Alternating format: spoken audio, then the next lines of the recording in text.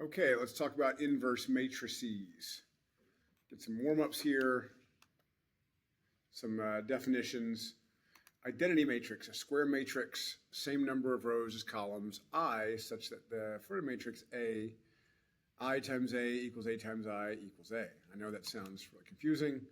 The elements of a main diagonal are ones and all others are zeros. So it'd look like that. We have a point to this eventually, I promise. Okay, determinant, the sum of the product of the diagonals of a matrix.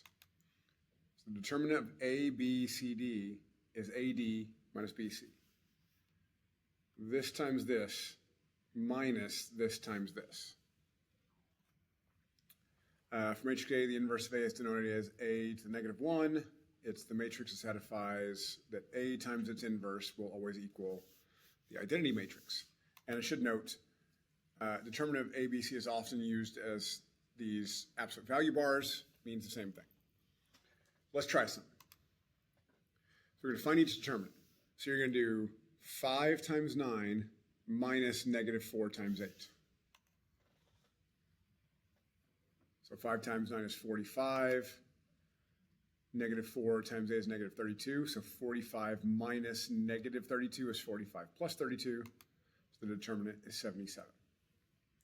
Okay, pause it here and work the rest of these out and come back and check your answers.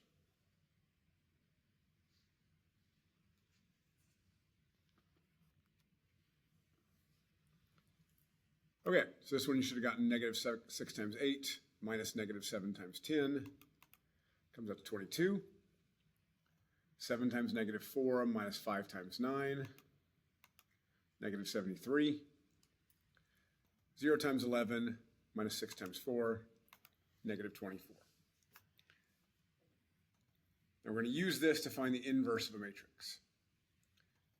The inverse is what you multiply by to get the identity matrix.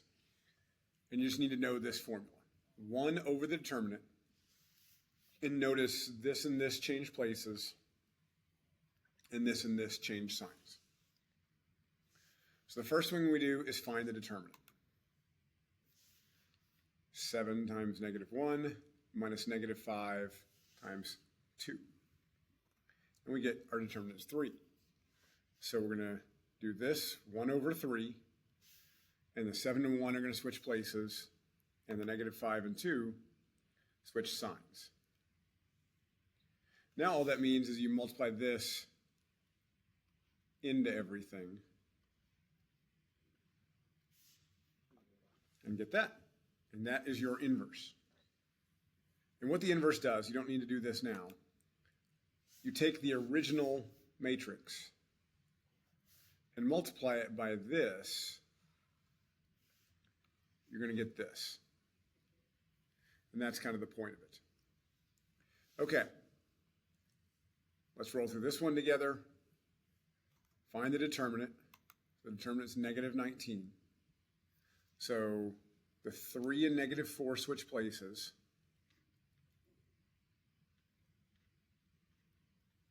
And then this becomes negative, and this becomes negative. And just basically you just need to change the signs. Negative 4 over negative 19 would be positive 4 over 19. So these three end up becoming positive because our determinant was already negative. And now the last one's negative.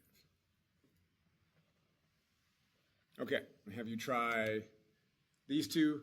Pause it here, come back and check your answers.